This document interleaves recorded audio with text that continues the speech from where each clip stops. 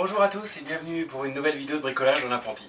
Alors aujourd'hui, je viens déjà de réparer ma perceuse que j'avais cassée la dernière fois, je viens de réparer un parapluie que j'ai cassé cette semaine, et aujourd'hui on va retourner sur des basiques et on va faire quelque chose de très utile qui va être relativement simple.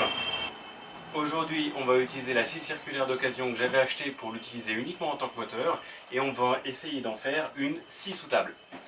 Alors ça va être très simple, ça va être très basique, hein. L'idée c'est de pouvoir à terme plus facilement couper des choses droites, perpendiculaires, reproductibles, sans avoir à galérer.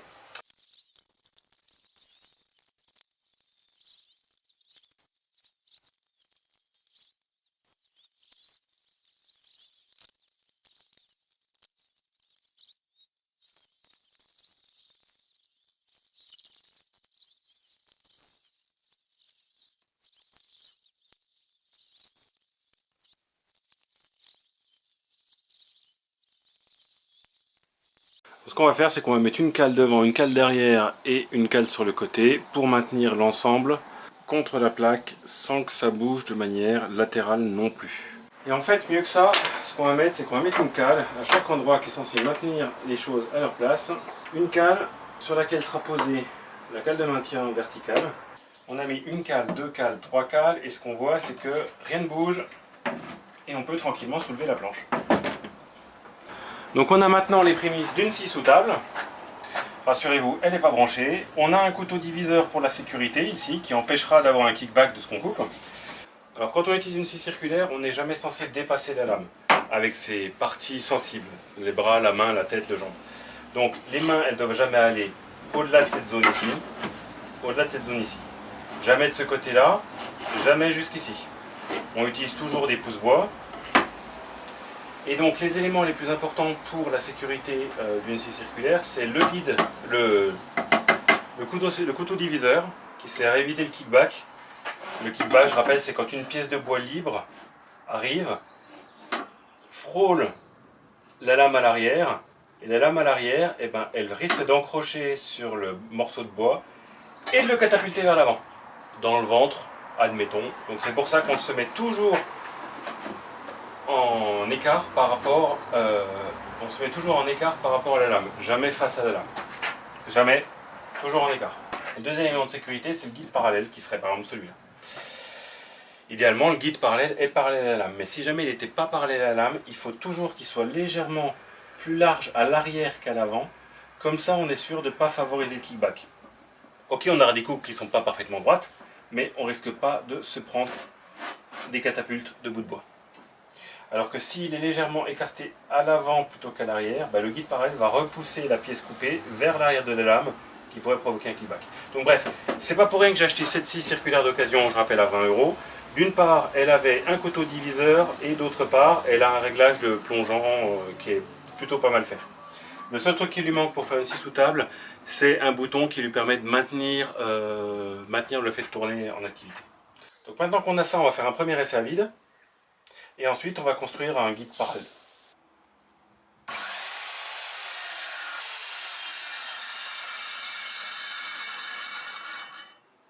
Comme je vais positionner la scie circulaire sous table en extrémité d'établi et qu'elle va donc déborder, je suis en train de prévoir un pied avec un vieux bout de tasseau temporaire pour qu'elle soit maintenue horizontale. Alors comme on peut le voir, j'ai posé la scie circulaire sous table à l'envers, donc elle est fixée à la planche, dans le trou qu'on a fait, avec les cales qui la maintiennent en place. Sur la droite, vu qu'on est en dehors de la table, j'ai mis un pied pour le soutenir de manière à ce que la planche soit horizontale. Juste un pied, parce que de l'autre côté, alors ici j'ai mis un pied pour qu'on soit en appui au sol, et pour pas que ça gigote, de ce coin-là, j'ai planté deux vis dans l'établi. Avant de faire le premier test, on va quand même vérifier une chose, c'est que la lame ici, il faut vérifier qu'elle est bien verticale. C'est pas innocent parce que je me suis rendu compte de ça en la fixant, c'est pour ça que je vérifie. C'est que tout à l'heure, en fait, la lame était bien droite parce qu'on a fixé la scie circulaire par le dessus. Là, elle est en dessous, donc avec son propre poids, en fait, elle pend. Et on voit bien que si je soulève le corps, il va falloir donc rectifier le positionnement du corps de la scie pour que la lame soit verticale et perpendiculaire à la planche. Et pour ce faire, le plus simple, ça va être de mettre un deuxième pied, on va dire, qui permettra de soutenir la scie par le dessous afin que sa lame soit verticale. Donc ce que je vais faire, c'est que je vais mettre le corps à la bonne hauteur et ensuite je vais mesurer la distance par rapport au sol qui doit être attendu. Après avoir mis le pied et avoir un petit peu bougé le corps, j'ai réussi à avoir un angle vertical, enfin j'ai réussi à avoir une lame qui est beaucoup plus verticale qu'avant. Avec l'autre équerre, j'ai voulu vérifier la perpendicularité avec la ligne ici. Donc ce qu'on voit, c'est que non, elle n'est pas perpendiculaire au bord de la planche. La lame est légèrement vers l'arrière, ce qui pourrait faciliter le kickback.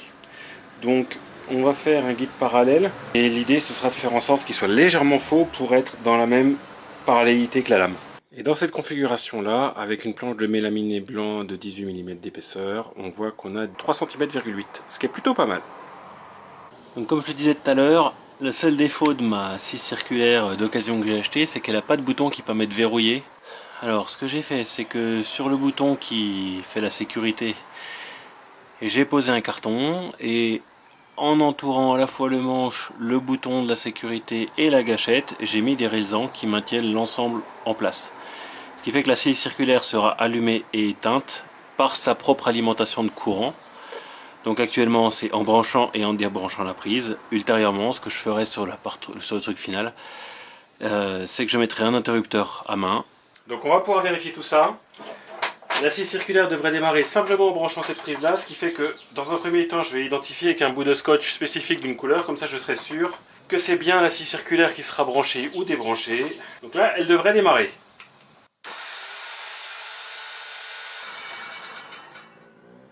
Donc je crois qu'on peut dire que ça marche. Alors je viens de préparer le guide parallèle.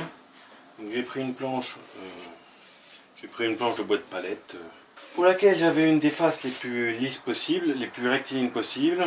Je l'ai alignée sur la lame de la scie circulaire. Et de chaque côté, j'ai actuellement serré une deuxième planchette sur le dessous.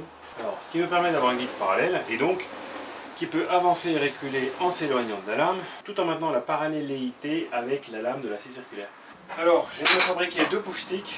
Des push-sticks, c'est quoi? C'est des bouts de bois, hein, logiquement, avec un coin incliné. Généralement un court, un long, deux longs, on s'en fout. L'idée, c'est toujours de s'assurer qu'on est capable de pousser la pièce en restant en retrait de la lame de scie.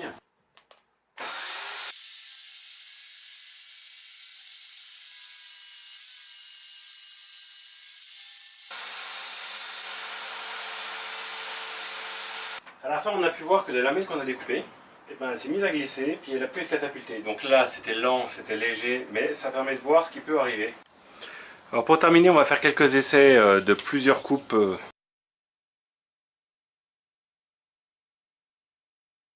là, j'ai 6 coupes qui font exactement la même largeur. Donc c'est-à-dire que le procédé est quand même pas mal. Bien rectiligne et quasiment la même chose au toucher. Franchement, il n'y a pas grand-chose. Quelques coups de rabot et c'est bon. De la même manière, quand j'ai scié les bouts de planchette, j'ai 3 fois la même chose. Et si je prends l'ensemble, franchement c'est plutôt pas mal. Je suis assez satisfait du résultat. Par contre, lors de la coupe épaisse, la lame elle chauffe un peu quand même, là elle est encore bien chaude. Je pense qu'elle doit plus être bien affûtée, hein. C'est la lame que j'ai récupérée avec la scie, donc je pense que je vais sûrement en acheter une autre pour voir ce que ça peut donner. Pour un premier essai, c'est plutôt pas mal. Pour une toute première expérience, je suis vraiment content du résultat. Je suis super content, j'ai fait une scie sous table. Elle marche, le guide parallèle marche. Voilà, j'ai pu découper des trucs, j'ai pu faire des découpes de 2 mm. Alors, en tout cas, c'était une excellente après-midi, il a fait bien chaud. Alors j'ai terminé la journée en préparant quelques découpes pour le prochain prototype de ponceuse à bande, parce que j'oublie pas. Après 2 échecs, je vais bien finir par réussir à faire un truc qui marche. Encore une fois, je vous remercie de m'avoir rejoint pour cet après-midi de bricolage assez rapide, et je vous dis à la prochaine.